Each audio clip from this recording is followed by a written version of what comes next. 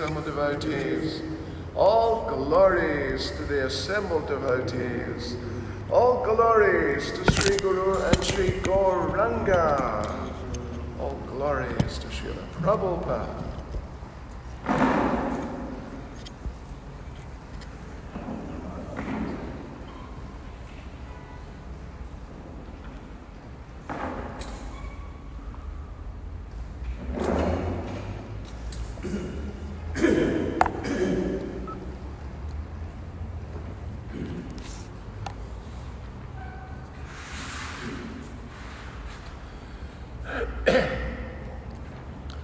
Om Namo Bhagavate Vasudevaya. Om Namo Bhagavate Vasudevaya. Om Namo Bhagavate Vasudevaya. Om Namo Bhagavate Vasudevaya. Om Namo Bhagavate Vasudevaya. Om Namo Bhagavate Vasudevaya.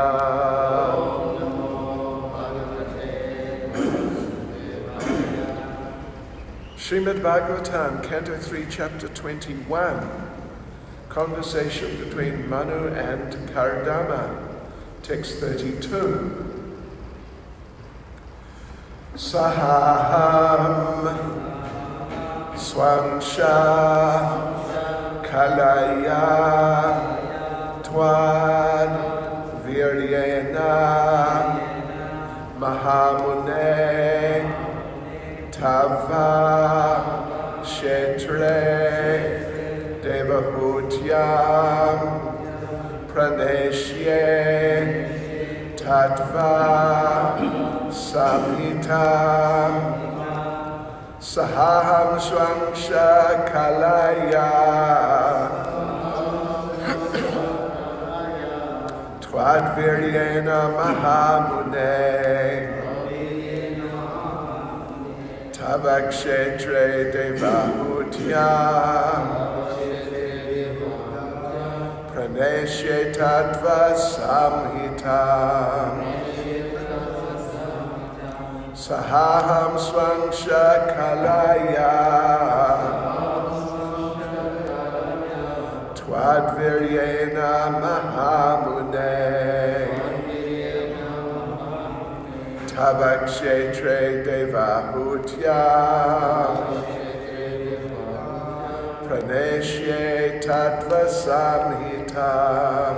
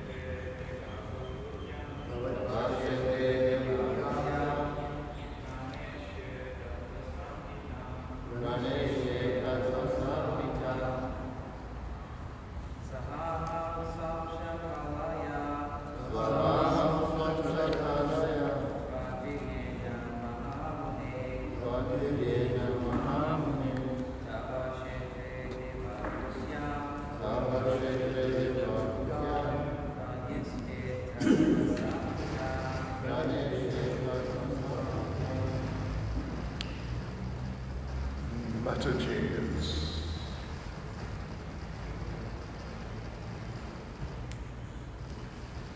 Saha with aham I Swangsha Kalaya my own plenary portion Tvatviryena by your semen Mahamune O great sage Tavakshetre in your wife, Devahutyam, in Devahuti, Praneshye, I shall instruct Tattva of the ultimate principles, Samhitam, the doctrine. Translation. O great sage, I shall manifest my own plenary portion through your wife, Devahuti, along with your 9 daughters, and I shall instruct her in the system of philosophy that deals with the ultimate principles or categories.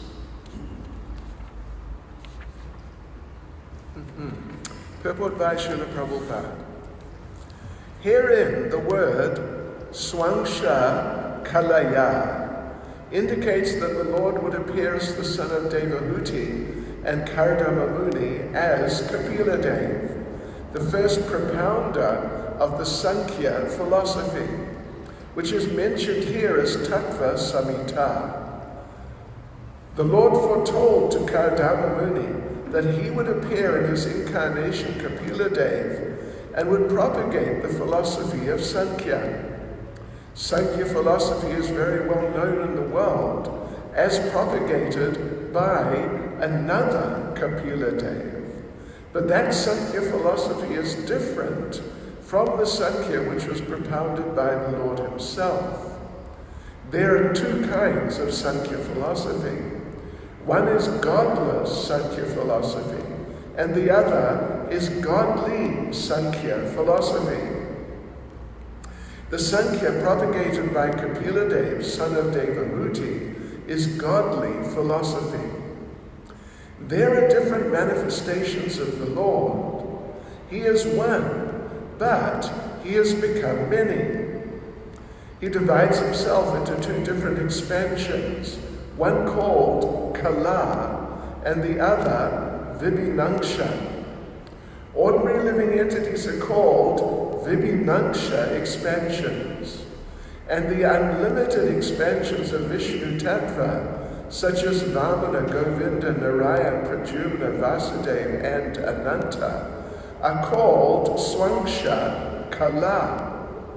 Swangsha refers to a direct expansion, and Kala denotes an expansion from the expansion of the original Lord.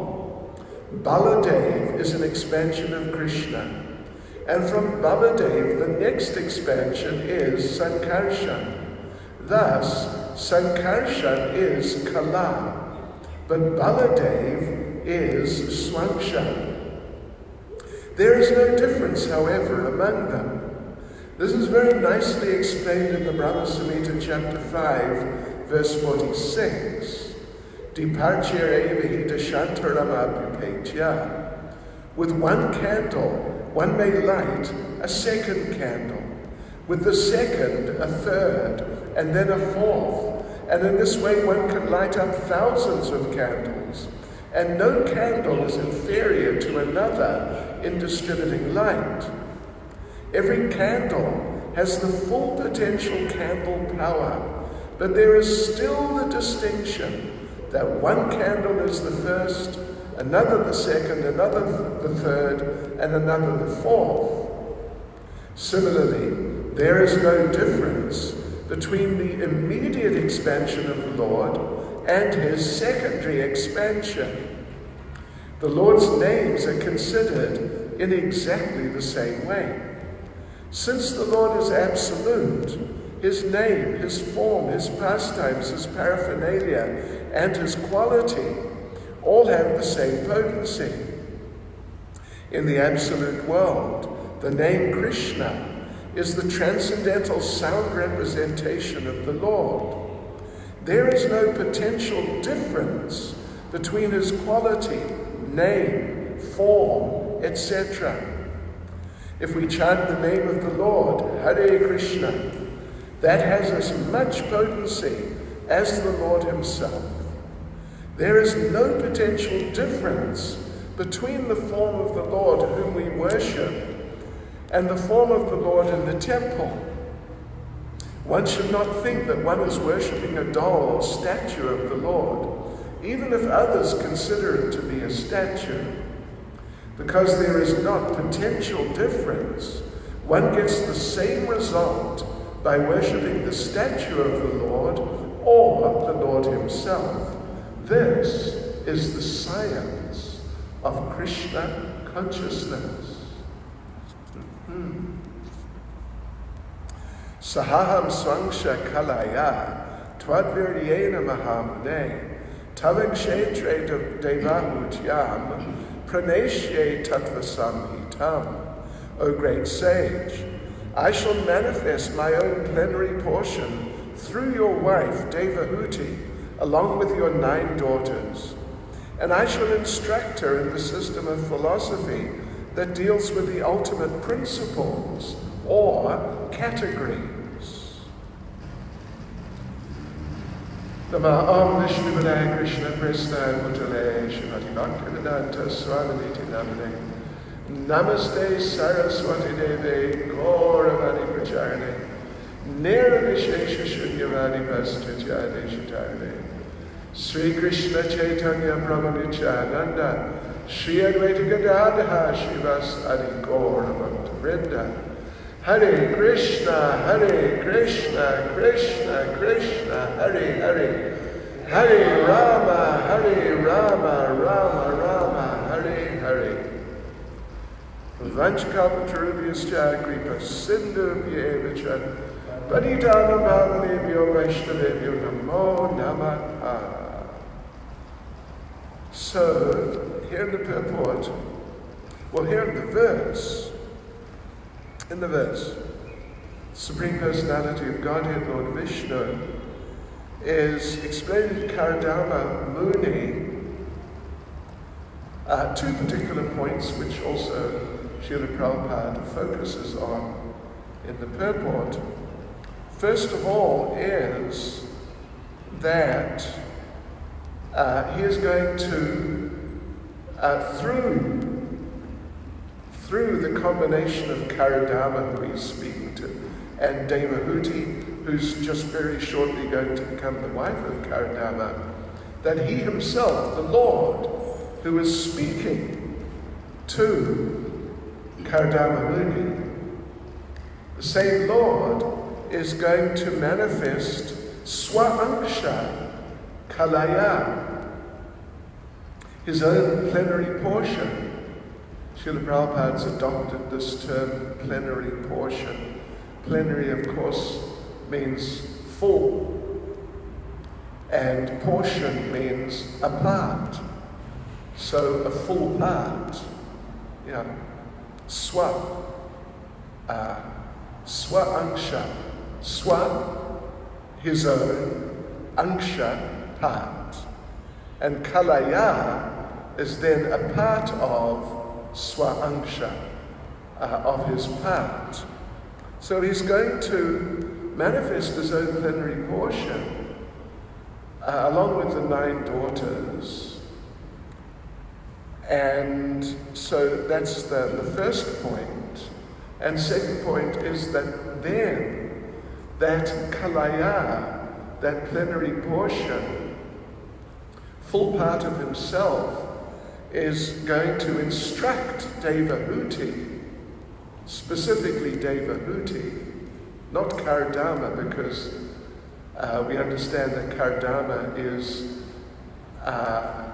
just immediately going to leave home and he will not be present when the son Kapila gives instruction. But Kapila, that plenary portion of himself, the Lord, who's instructing Karadama, is going to instruct her in the system of yoga, a very specific, particular system of yoga, which involves analysis. It particularly involves analysis in terms of different categories, principles, different, what would you say, manifestations within this material world and ultimately, of course, spiritually.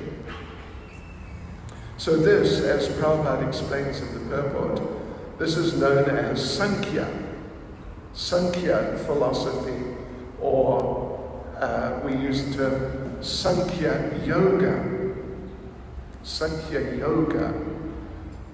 So Sankhya basically implies a system of analysis, well basically as we said, a system of analysis into the component parts which make up a greater whole, or in this case, the whole of existence.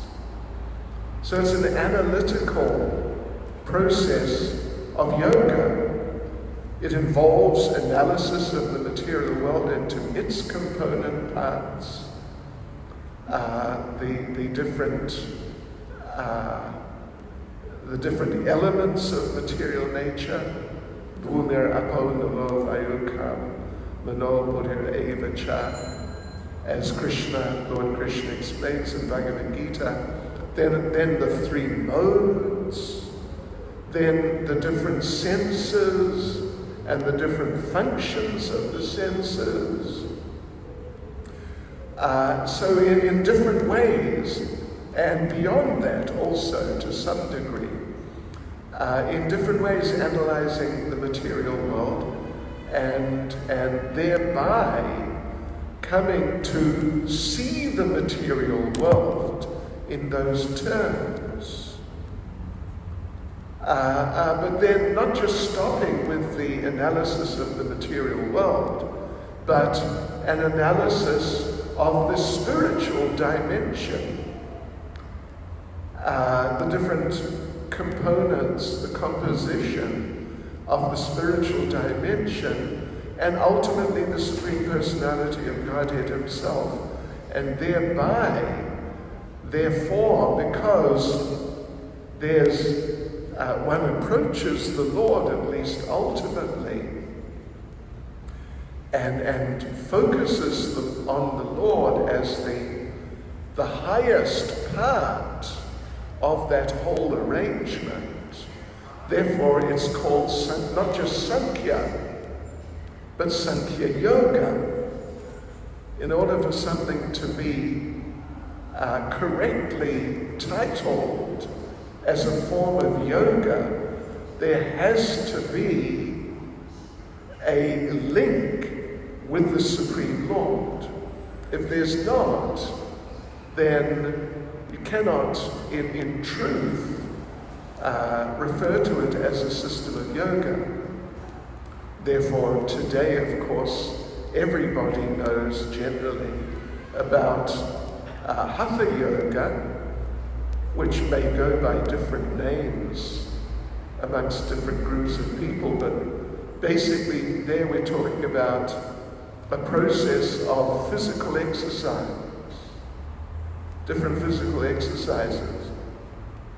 Ultimately, at least in the classic or real sense, that Hatha Yoga is meant to help one through attuning the physical system as favorably as possible. It's meant to help one to tune into and focus on the Supreme Personality of Godhead. And if it doesn't, though, if it just remains a physical process, or as it seems, it is seen by the great majority of people, just some way of keeping fit, then it can no longer, in the real sense of the term, be called a system of yoga. Because yoga means, like we said, to link with God. And in a process which is called yoga correctly, then the linking with God is the main part of it. not just some sort of element on the side, but it's actually the main part, and it's what everything else is very specifically bringing one to the point of. So, but here, Shri Radha Radhana, Shri Giri Govardhan, Shri Caitanya Mahaprabhu Ki Jai.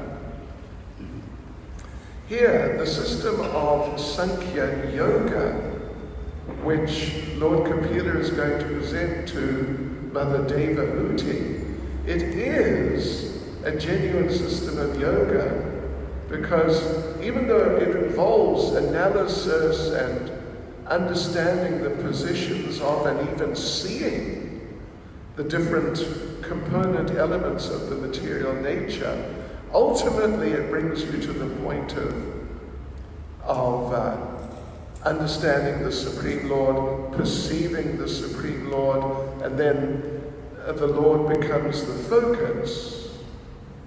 And therefore, it's a real system of yoga. So these are the 2 points. The particular personality who's going to appear as the son of Kardama and Devahuti, and then the philosophy that son, Lord Kapila, is going to propound. In the purport, Srila Prabhupada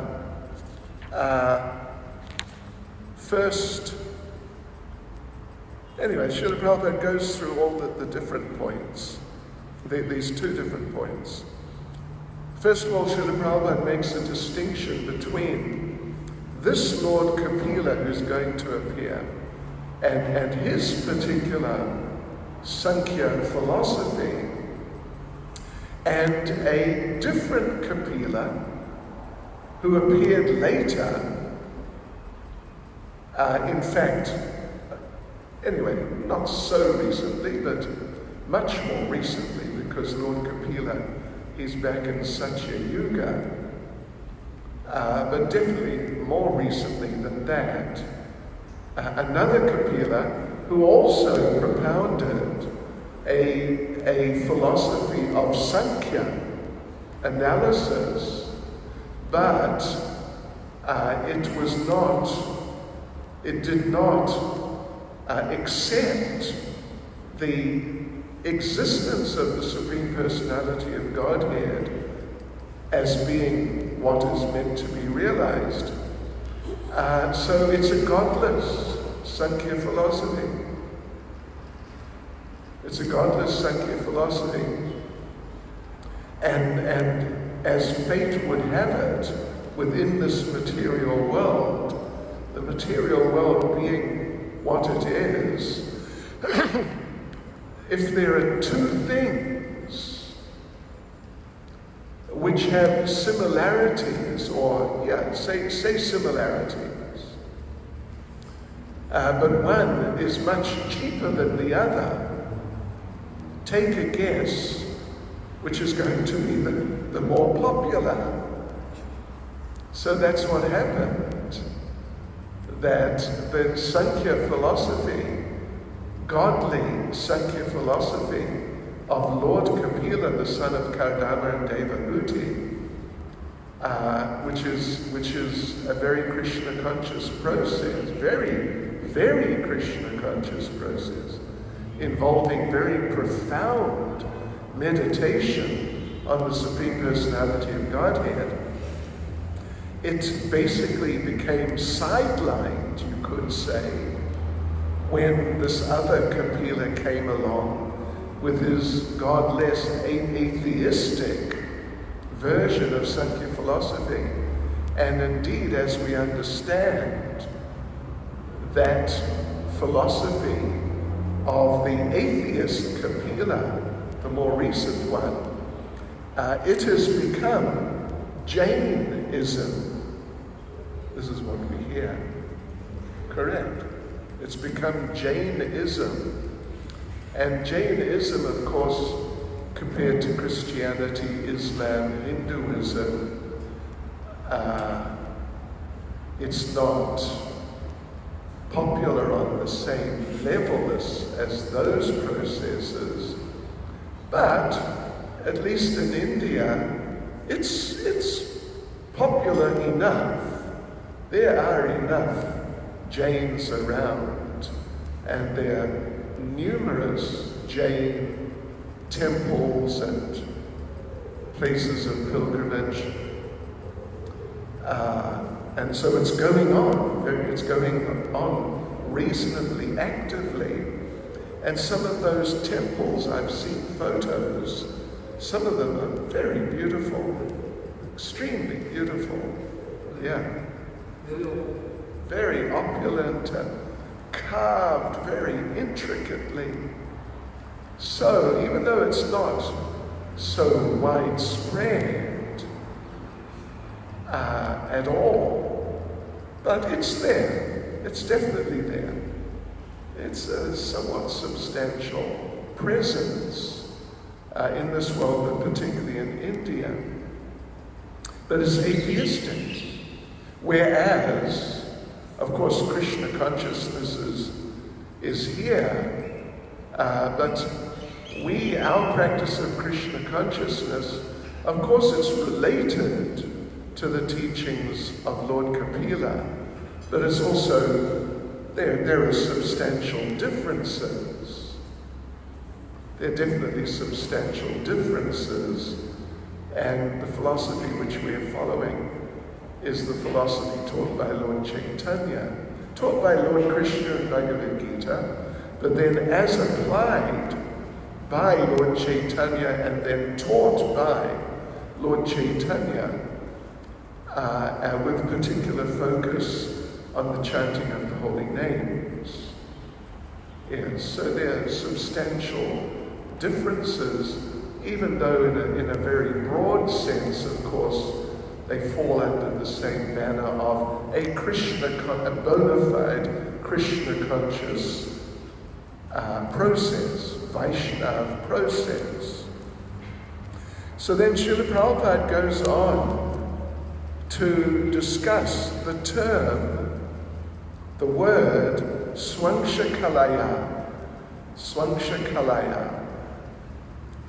Prabhupada gives an analysis that first of all, there are different levels, different types of expansions of the Supreme Personality of Godhead. But it begins with two, as Prabhupada says, Kala and Vibhinangsha. So we are the Vibhinangsha, expansions. We are expansions of the Lord in a certain sense. In the sense that the energy of the Lord, it cannot be simply different from the Lord. Like totally different, totally separate and fully independent. So we're expansions of the Lord in that sense. Therefore, on a few occasions, very few, but on a few, Prabhupada said that in that sense, in a certain sense, the idea that some people have that they are God, it's not totally incorrect. One needs to understand it properly, otherwise it becomes extremely misleading. But we are parts of Krishna. We are parts of the Lord. And at least qualitatively, we're basically not different from the Lord. And Prabhupada would give different examples to illustrate that. The gold, if someone has a gold ring or some gold jewelry of some sort, then you cannot say that it's different from the gold mine, the gold in the gold mine. You cannot just say that, well, they're different, they have nothing to do with each other. It's not the case at all. The gold in the gold ring is as much gold as the gold in the mine. Qualitatively, quantitatively, obviously there's a great difference. But still, there's a oneness. There's definitely a oneness. And therefore our philosophy is called, the philosophy of Lord Caitanya, is called Achitya Bhed Abhed Tattva. That there is a somewhat inconceivable, it's not totally like just absolutely inconceivable and therefore just cannot be understood. But there's that element of difficulty, particularly for people who are materially conditioned to understand it. An inconceivable, somewhat inconceivable, bhed, difference, and abhed, non-difference or oneness, you could say, between the Lord and everything that has come from the Lord, including us. All his different forms, as Prabhupada explains in the purport, and even us, and even just the different objects which are present in the material world. There's difference, but there is non-difference. There's a type of oneness also. So anyway, that's Vibhinangsha. Angsha meaning part. Angsha meaning part. And Vibhina meaning, Vibhina, what's the word? Separated. Separated. Yeah, separated. So we're separated parts.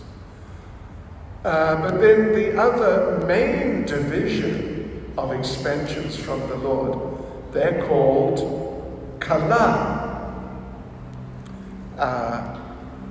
Kala meaning a part. As Prabhupada explains here, Swangsha, Swaangsha, my part, refers to a direct expansion, and Kala denotes an expansion from the expansion. And you may even get expansions from the expansion of an expansion. It's a definitely sufficiently complex picture.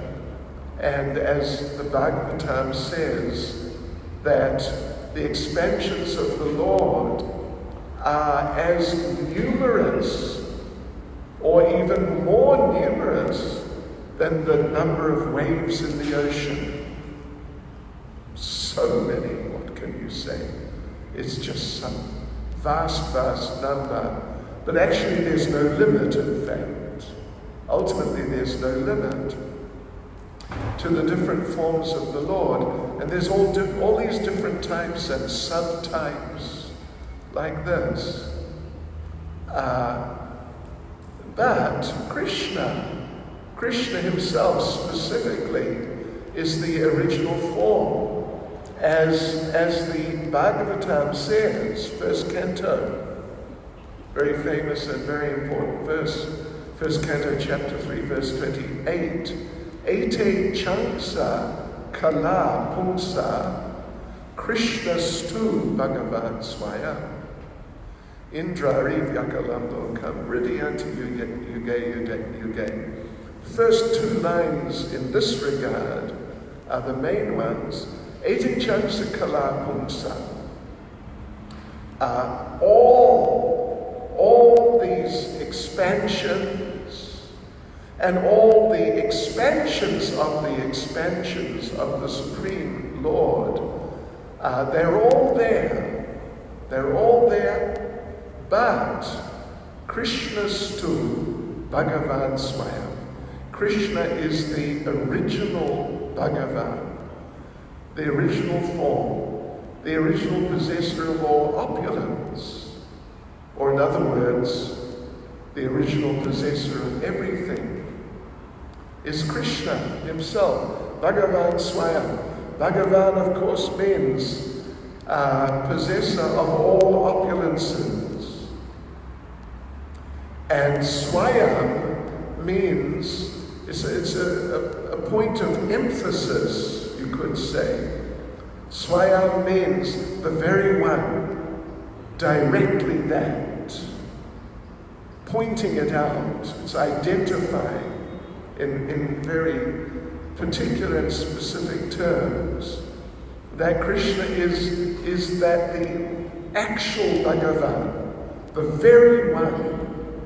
Even though the term Bhagavan is used in relation to other personalities, at least to other forms of the Lord, and even to some other persons, sometimes in Bhagavatam, Narada Muni is addressed as Bhagavan.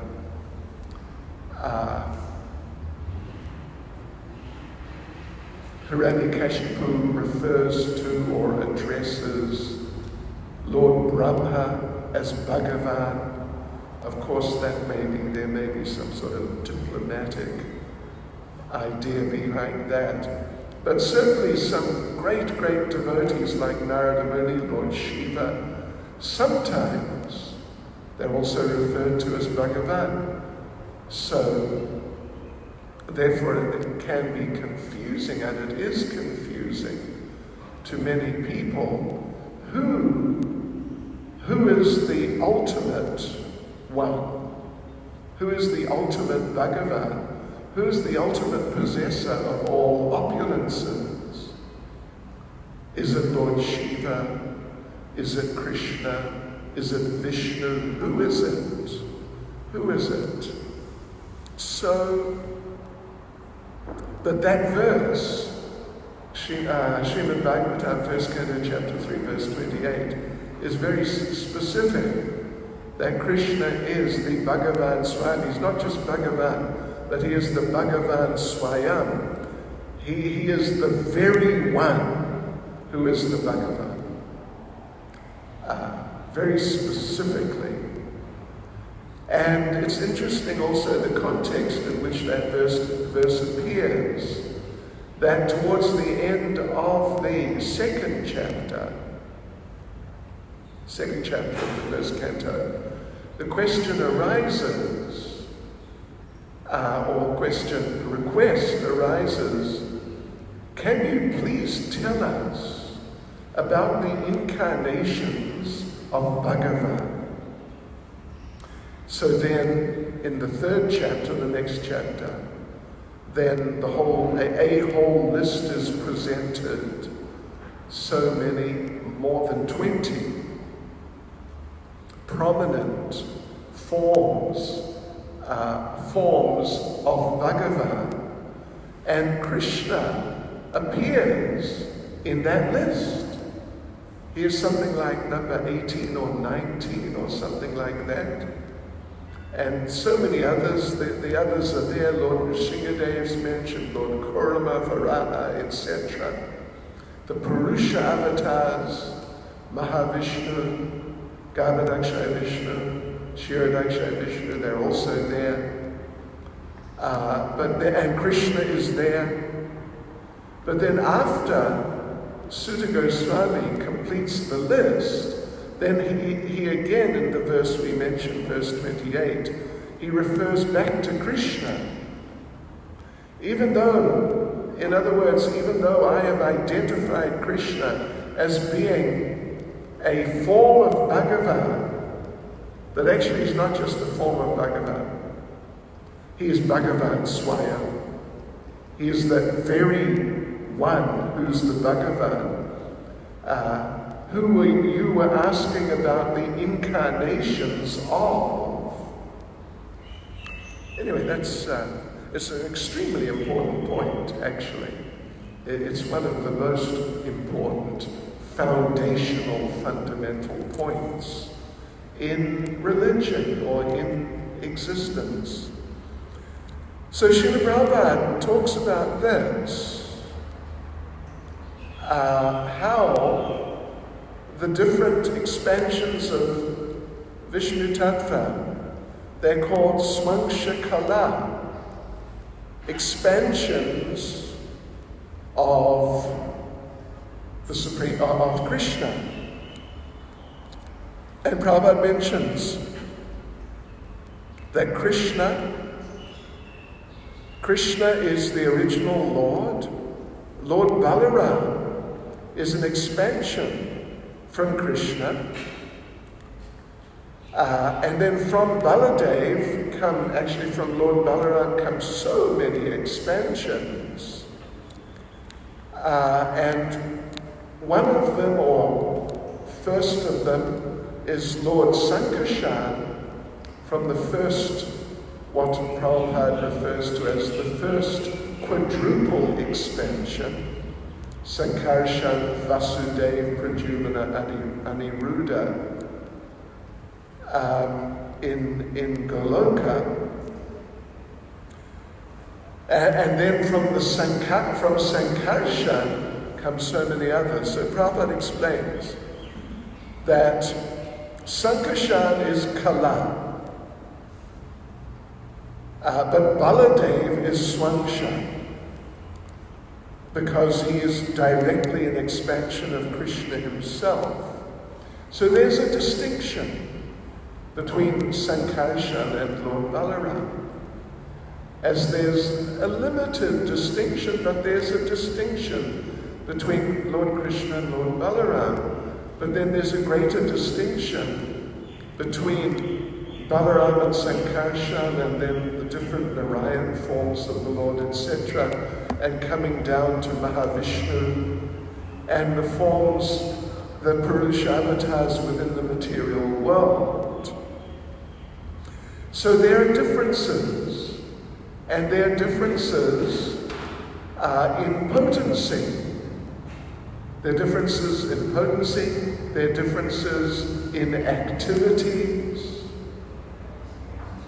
There's not so much difference between Balaram and Krishna, even in their activities. They both herd cows, they both have groups of gopis, and some differences there, of course, but it's not so great. But then when you come down to the other forms, like sometimes we refer to Lord Nrsingadev, or we refer to Lord Ramachandra. Krishna has a rasa dance. Balaram has a rasa dance. Lord Ramachandra does not have a rasa dance. There are many things which Krishna does which Lord Ramachandra does not do. Lord Nrsingadev, of course, definitely doesn't have a rasa dance. That would be interesting, wouldn't it? But anyway, he definitely doesn't have a rasa dance. He basically just has one program. Krishna has many programs, so many things he does.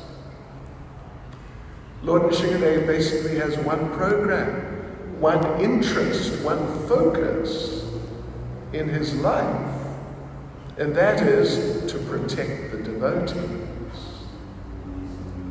If the devotees are threatened, particularly if the devotees are abused by some demoniac people, obviously the classic example is Hiranyakashipu abusing Prahlad, then Lord Nrsingadev becomes activated, you could say, and he really gets into things.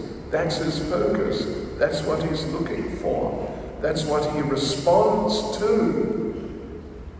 Yes. But once he's done that, well, that's basically that for the time being. For him, his particular functional, particular pastimes are pastimes of protecting the devotees from danger. Different types of danger. Physical danger, like with Prahlad, but also, as Prahlad mentions in the 5th canto of the Bhagavatam, he prays to Lord Nrsimhadev that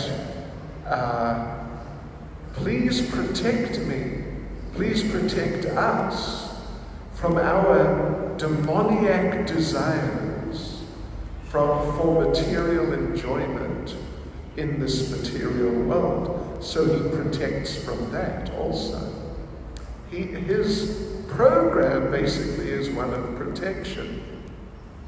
So Prabhupada makes this point that differences are there. There are different levels of expansions, incarnations of the Lord. Even in Caitanya Charitamrita, when Lord Caitanya is instructing Sanatana Goswami in the Madhya Lila towards the end of Madhya Lila, Lord Caitanya talks about 6 types of avatars. Avatar meaning those forms of the Lord which appear within this material world. Specifically, there are no avatars in the spiritual world. I mean, forms of the Lord who become avatars, who can be referred to as avatars because they appear in the material world, are there in the spiritual world, but they don't appear as avatars in the spiritual world. They're just there permanently. And there are also forms of the Lord which don't appear within the material world. So the term avatar can never be used to refer to them. So yes, and that's just, a little brief idea. There is a lot to the subject, but even amongst, as Lord Chaitanya explains, even amongst the different avatars of the Lord within the material world, there are 6 varieties. And in many ways, at least some of them are very different from the others. The Manus are very different from the Leela avatars, for example. So yes, it's a complex picture. What else would you expect? But we're informed of the most essential foundational aspects of it. But then Srila Prabhupada goes on to make another point, and referring to Brahma Samhita chapter 5 verse 46, very famous verse, Dipachya eva hi dashantaram abhupetya. In that verse, Lord Brahma is saying how there's so many different forms of the Lord. Krishna is the original, and in this context, he's like the first of a number of candles, which are all lit from the first. So the first occupies a unique position. It's the first. And the others being lit depends on the first. Yes. But once they're lit. And it may be difficult even to understand which was the first or the second or the third. They're all basically the same. Although there are differences, there is a first, there is a second. And Prabhupada says every candle has the full candle power. That's an interesting point. The different forms of the Lord, different expansions, generally exhibit different of the qualities of the Lord, different potencies of the Lord, and to different degrees. This is all going on. But, Prabhupada says, every candle has the full potential candle power. If the Lord wishes, in any form of himself, because after all, they're simply forms of himself. Even though he doesn't do it, but if he wanted to do it, he could manifest more power. He could do it. He could manifest more qualities. He doesn't do it, but he could do it. Because every candle has the full potential candle power.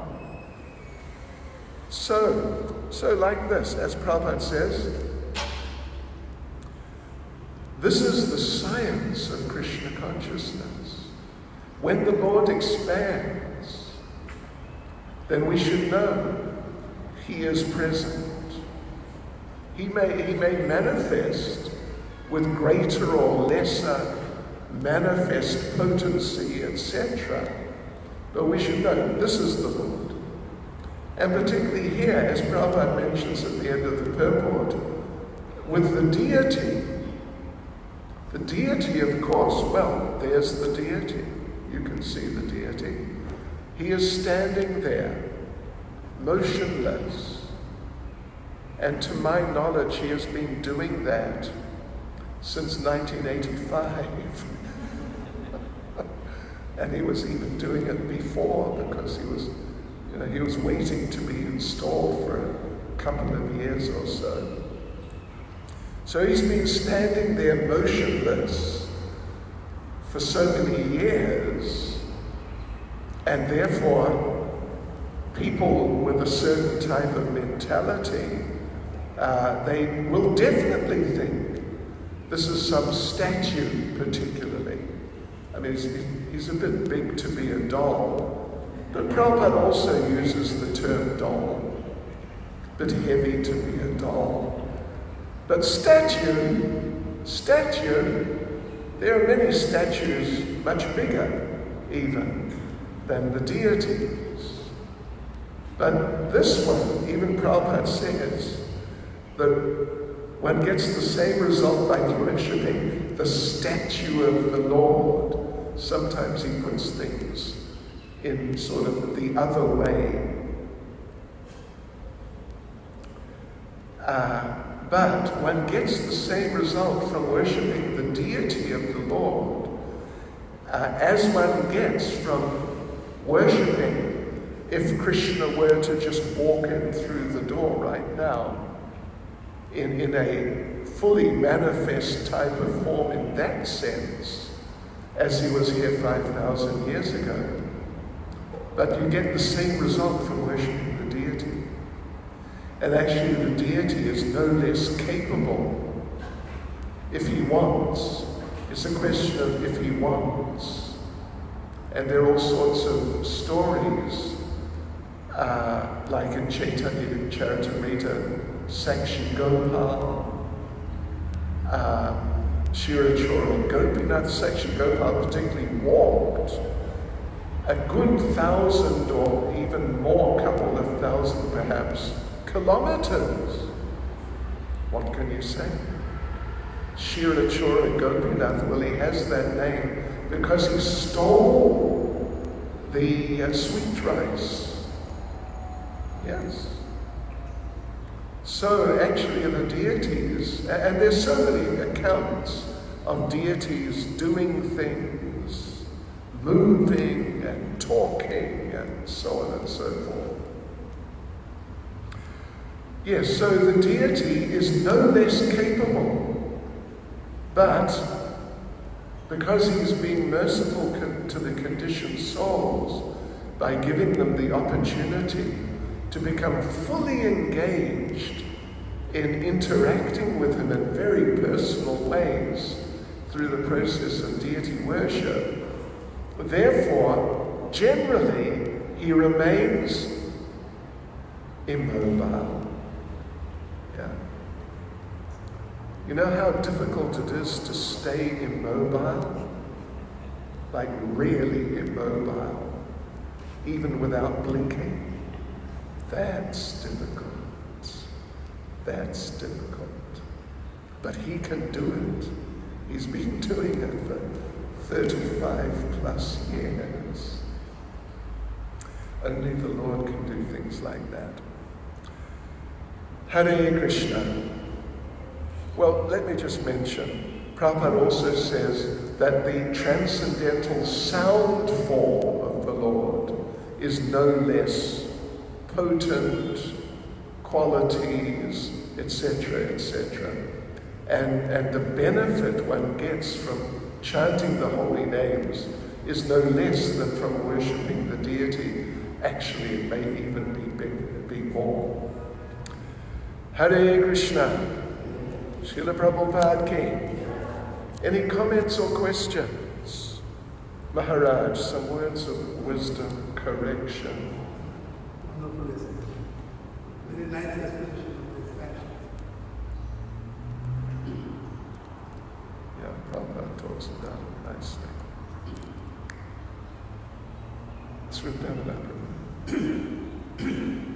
Anyone? Hare Krishna. Srila Prabhupada ki jai. So,